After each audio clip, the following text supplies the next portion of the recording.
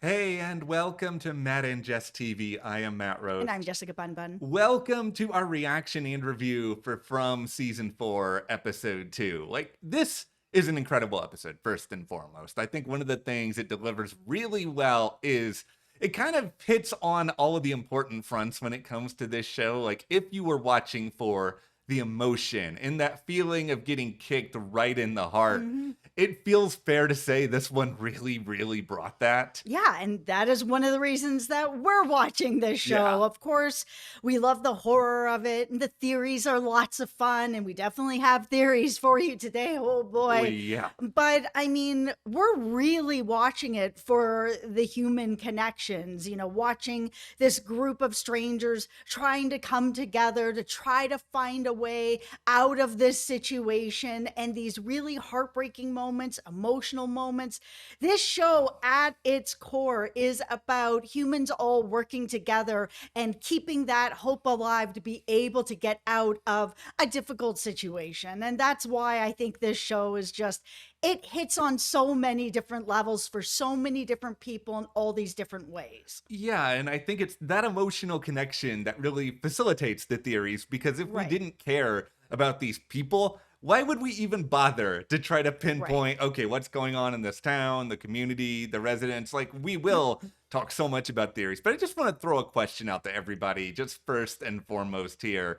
Was what happened with Jim and then Ethan and Julie discovering him one of the most brutal things this show has ever done? Wow. It Wow. was, oh my goodness. It was so terrifying the way that it came together. And as soon as they were like, oh, we're going off to the barn and they're bringing down this bag, I was like, is Jim actually in this bag? And as Yeah. soon as they opened that barn, before their faces dropped, I was like, oh no, is Jim in this barn? Is Jim in this barn? It was horrifying. It really was. Yeah, I don't know why I didn't think they were gonna do that. It's just like, what's wrong with me for sitting here I being didn't like, either until like that last minute as they're opening the door. I was like, we spending a little bit too much time with these kids at the barn for it to be nothing in there. I know, it's just like losing a parent and then finding it that like it's another reminder like this show is not afraid to do literally anything. That's right. Well, okay. We have to talk a lot about the Lake of Tears in this video, what it means, what it represents, Jim coming back, Ethan, Acosta having a crash out to epic proportions. Before we get into it, though, be sure to hit that subscribe button. We will be here covering all things from hmm all season long. We're having a great time. Love hearing what you guys have to say in the comments about it as well. We also have a new horror show that's coming up starting next week on Apple TV, and it is called Widow's Bay. We've had a Yeah. chance to watch the first two episodes. It is scary. So put on your hard hats for that one.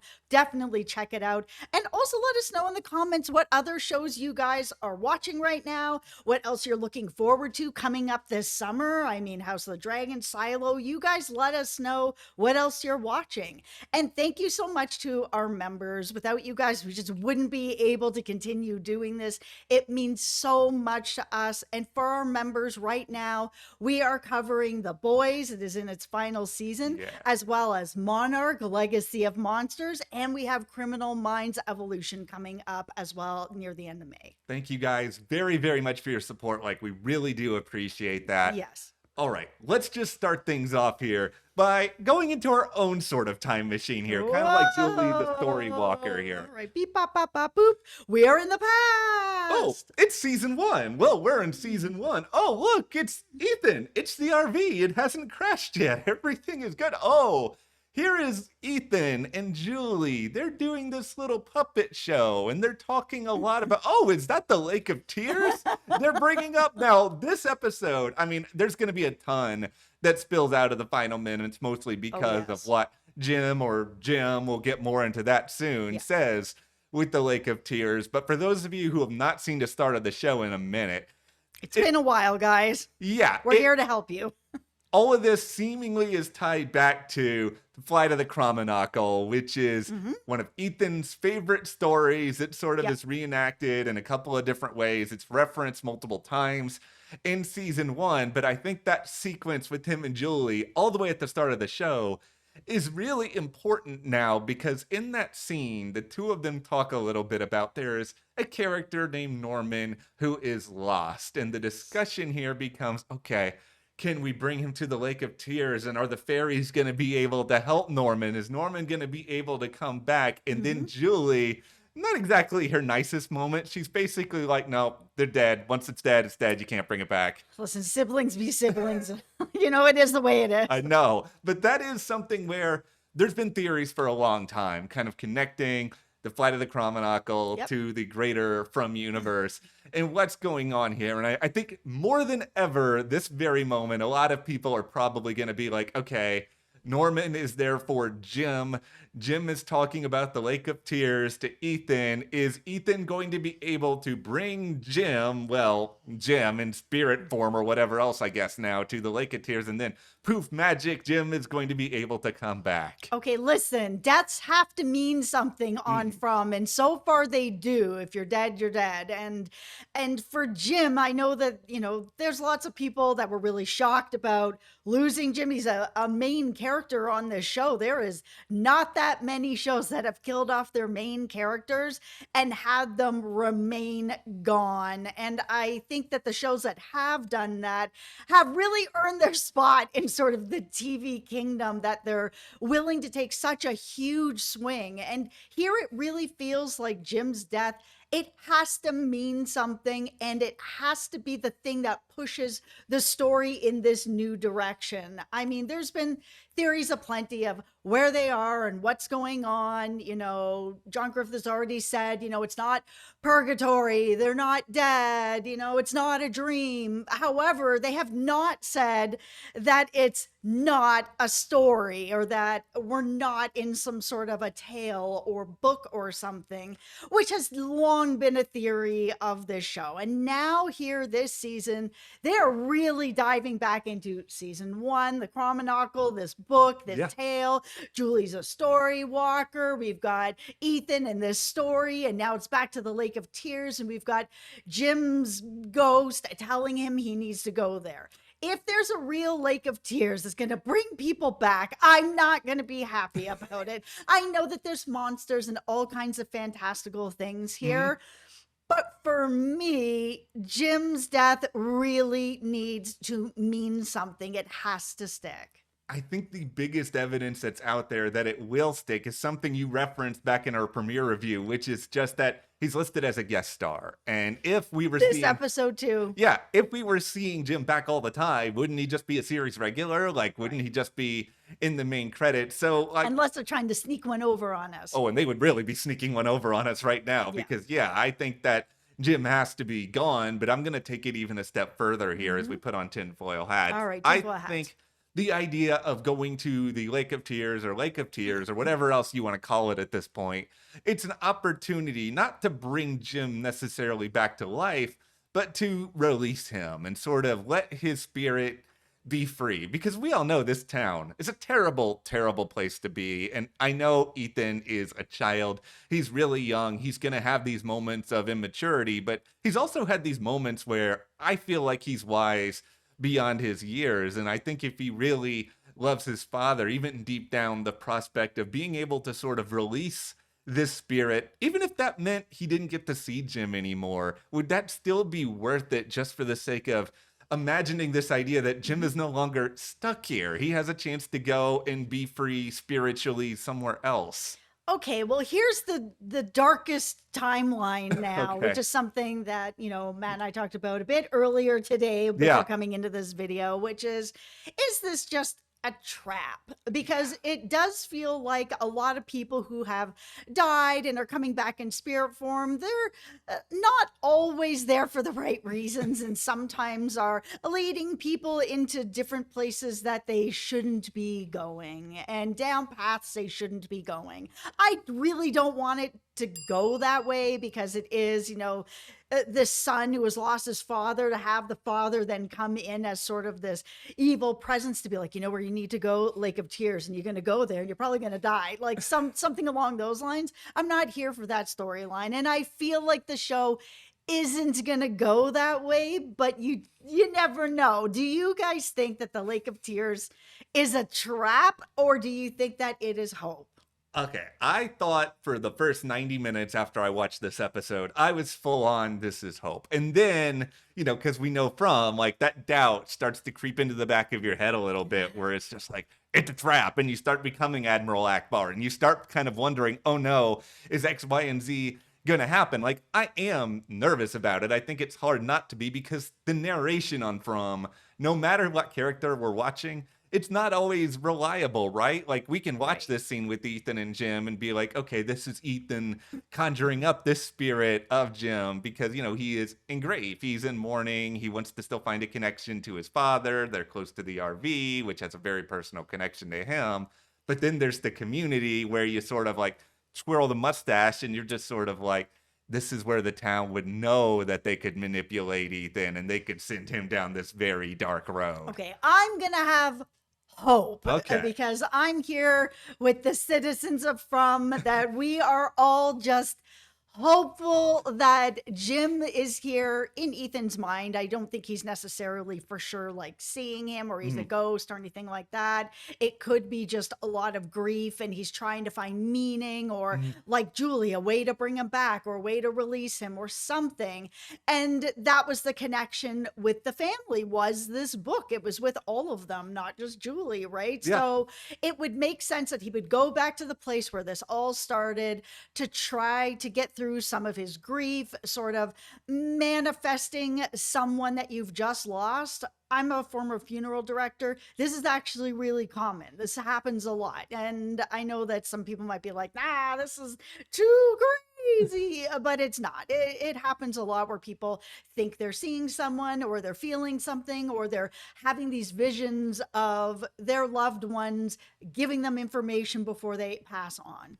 To me, this is totally believable. And a lot of it Yeah. for that reason you said. Like, I don't have any issue whatsoever, even in a show with all these heightened realities of, okay, it's very possible Ethan could be seeing Jim. And what I'm hoping, if we're going to talk about hope here, is that this Lake of Tears can then be connected somehow to releasing the residents of this town, even if they aren't actually dead, that there is a little bit more of a connective tissue here, because then it really does feel like all of this show was set up and sort of slayed out from the start. And, as somebody who has a degree creative writing, I just love seeing showrunners and producers like have a plan from the very start where maybe you're flexible on it and some things can change here or there, but just the idea that they knew from the pilot that this Lake of Tears was going to be important and that they were going to reference it again 4 seasons later. Like, that's really, really cool to me. It is really cool. My hope is that it's the Lake of Tears is also then connected to releasing the children who seem to be stuck in this. I'm calling it purgatory. I know what John said,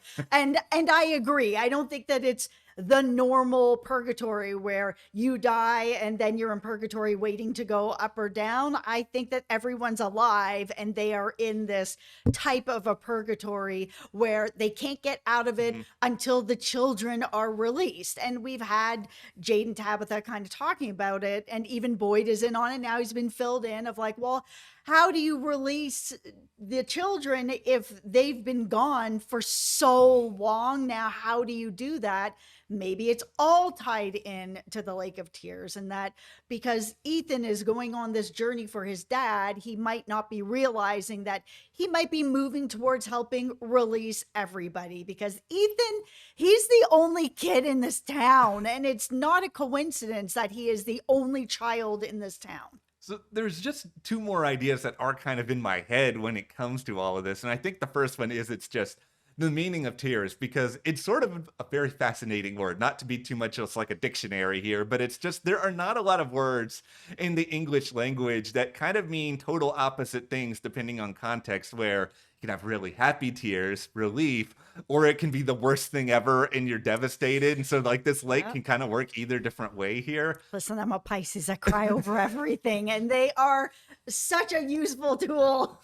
Other thing here, this is a theory that's been out there for a while, and I feel like this episode's gonna really put it into overdrive, is Mhm. that somehow Julie is actually the writer of the Chromonacle book, and that she managed somehow with her Storywalker ability to sort of drop everything in and then go to this other world, which I don't know necessarily how that's possible, but make it so that Ethan had access to this book, even if he didn't know what it meant at that point, but that Julie maybe was trying to orchestrate a way out for everybody at the very, very start.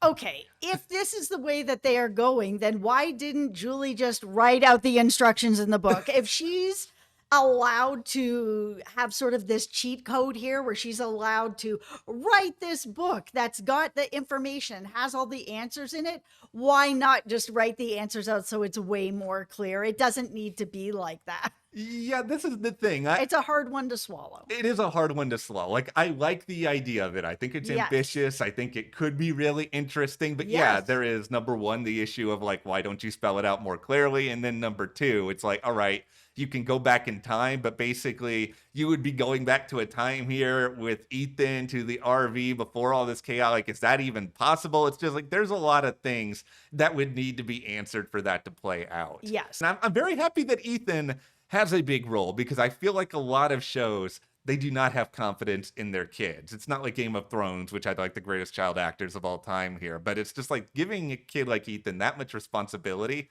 It's exciting, and it kind of feels like there are specific people maybe he'll be able to go to who will believe him and understand him, but there's going to be a lot of people who just don't want to listen to him at all. Yeah, and that's why I'm really glad that Julie is here and Randall that we have. I can't even believe what I'm saying. That Randall's had one of the greatest, like, just tremendous story arcs throughout this show. That, because she is this story walker and is able to go through and see things from the past and not necessarily able to change anything. And I know that there's going to be people out there being like, she threw down Yeah. Boyd the rope, so she is able to change things. And fair enough. Maybe she actually is able to change things. Just because Ethan is saying that she can't, does that mean that she can't? How much does he actually know or not?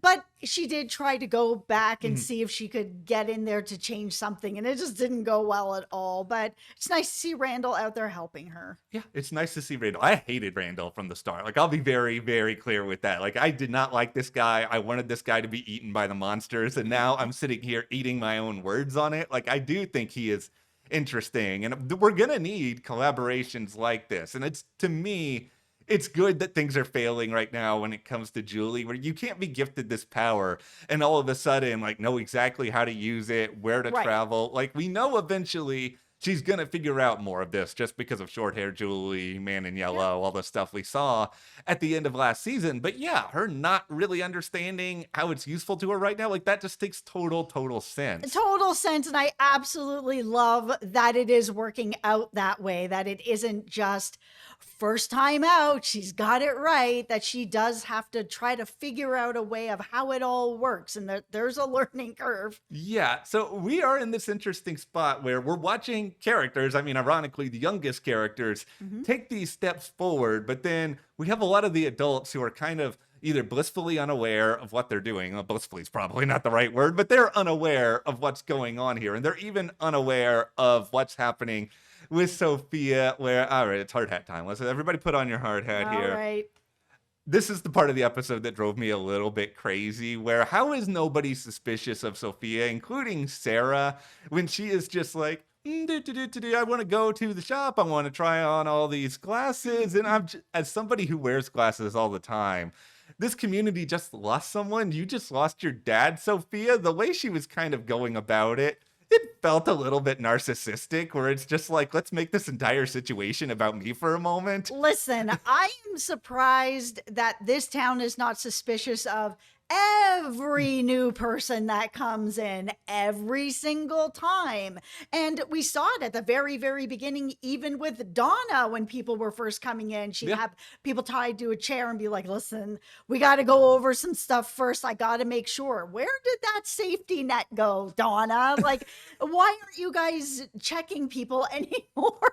Yeah, it feels like they're just gotten too lax. They're kind of too much lost in their other Too sauce. much trust. Yeah, there's way too much trust going on here. But I think if we're going to try to tie something into how Sophia was behaving in this episode, just because the Man in Yellow can transform that doesn't mean the man in yellow is a different person. And Mhm. maybe this is someone who is just incapable of having empathy for anyone else. And because of that, they're going to struggle in this environment. Even if these people got a little bit lazy, they still are going to figure this out if she kind of keeps being this lackadaisical about things, right? Yeah, she's definitely a little overconfident with things. She's giving a lot of looks to us, the viewers, of like, ha ha ha, or even when she sees the little ballerina, these little smirks.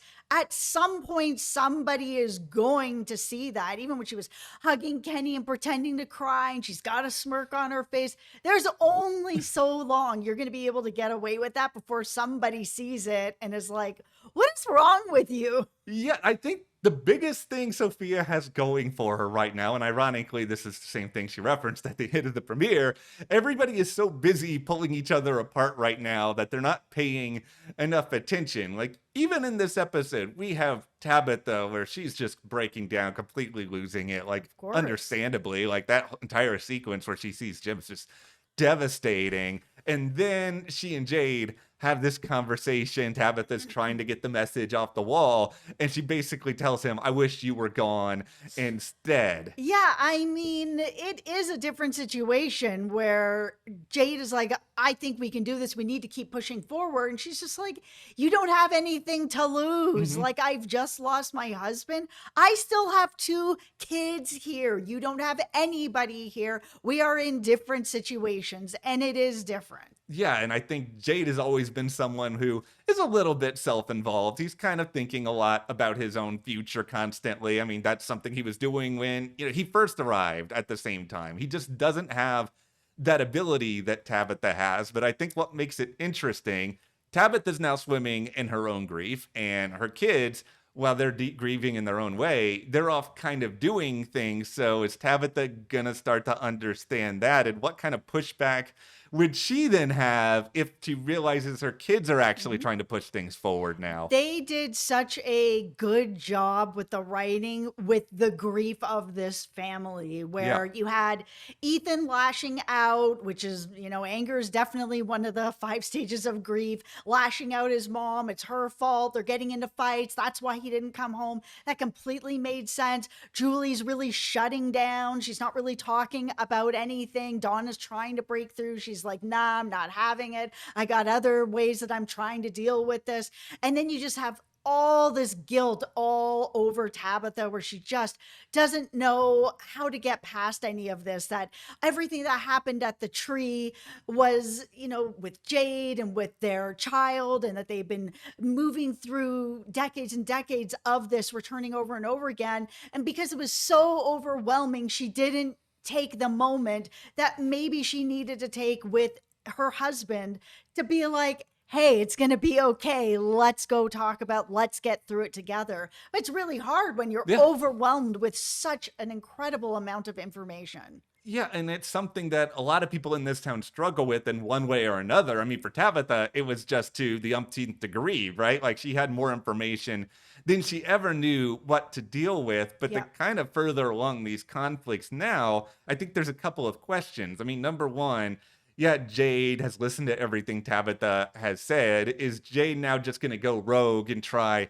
to do this anyway, which does not seem like a particularly nice thing to do, but these are desperate times. These are desperate people. Listen, Jade, your timing is just so poor. Like, I feel that if you wanted to talk to Tabitha about this, you can move on this, but not the same day that Jim was found in the barn. Like, can you give her a minute? Can you give her a day? Like, it's just not enough time. His timing's just so poor. Yeah, it really is. He doesn't lack empathy in the way the man in yellow does, but I think No, it's just the social of him. He just doesn't understand. no, he just can't see the forest through the trees. But what then makes all this even more complicated is that now Boyd has a lot of this information, and Boyd has Mhm. kind of been clued in to some stuff. And, Yeah. if this was season two Boyd, I think we would all be like, oh man, Boyd's gonna cook, Boyd's gonna go and do this and this and this. But now Boyd is just like so broken and devastated. And now we kind of have to wonder, all right, it's good that Boyd knows, but what's Boyd really gonna do at this point? I feel that Boyd, his positivity is going to be coming back. I feel like after his big breakdown with Ellis and Ellis, really being there for him and trying to bring him back up, he doesn't feel like a new man or anything like that. Mhm. That's not how it works. But I see a little step up, a little step forward. And then with Jade explaining everything to Boyd, I saw another little step up where hope is growing. I really want Boyd to be okay. Like, this show does need a hero, and like you Yes. are the beacon of hope in this episode, and I will try to join you in saying that Boyd, Welcome. the light is shining down. It feels good here. No, Boyd is someone who can provide that because we've already seen he's capable of devastation, and it wouldn't feel like his hope is just blind optimism if it comes back. Like, it actually would feel like Yeah.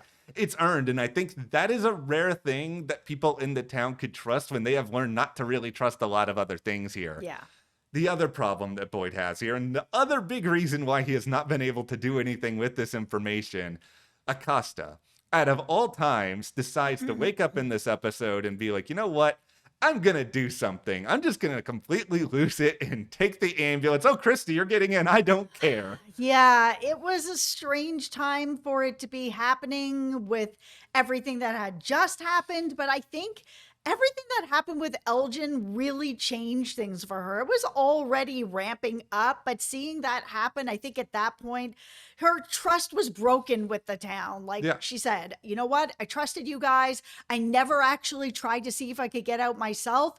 But then all this stuff happened with Elgin, and now I don't trust you guys anymore. So I'm going to try to find a way to see if this is really true or not. And I was kind of waiting for her to go around, maybe see the tree again, possibly, and just stop the ambulance and step over it and see what happens if you just walk over to the other side of the tree and keep on walking. Why does everybody need a cart?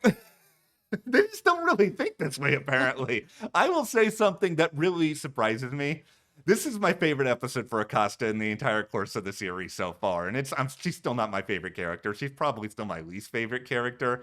But I'm just sitting here and like, all right, you finally dropped the goody two shoes act. You're finally just desperate and trying to do something. You're kind of completely losing all logic for all these other people in the town. Like, I don't like that she did this, but I at least see desperation now. Completely understand why this is where she got to. Mhm.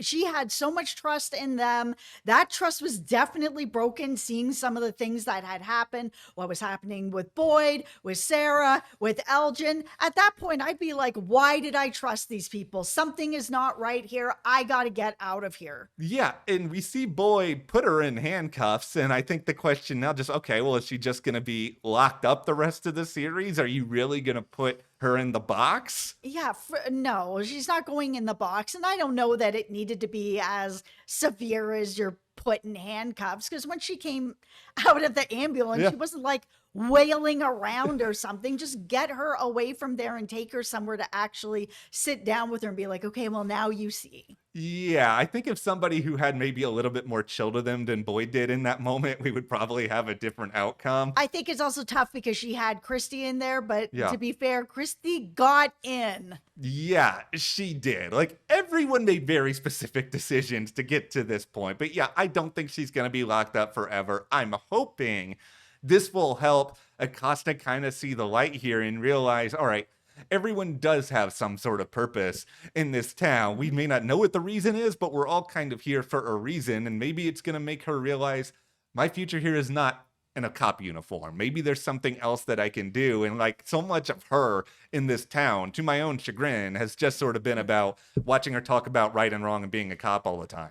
She needs her own story at this point. It's now she's gone through this where she didn't trust the town. Now she realized they're telling the truth. Okay, great. So now she's got her own footing on this. Now it's time to really get to know her because she's been around a minute now and Yeah. we still don't really know anything about her. No, we really, really do not. But I just have to say, in general, these first two episodes did everything that I wanted from the do, and Mhm. then some. Yeah, I have some questions about Sophia, but it does feel like we're not just spinning our wheels here. Things are moving forward. They need to pull back on the smirks with Sophia. We the audience, we all know who she actually is.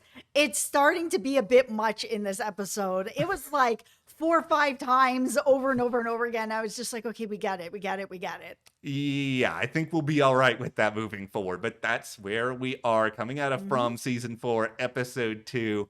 What do you guys think is going on with Ethan, the Lake of Tears, what we're seeing? We welcome your thoughts, your theories, and also if you do want to support us, join our memberships. We are covering The Boys, Monarch Legacy of Monsters. We really appreciate everyone who Thank supports you. us there. We'll see you here next time.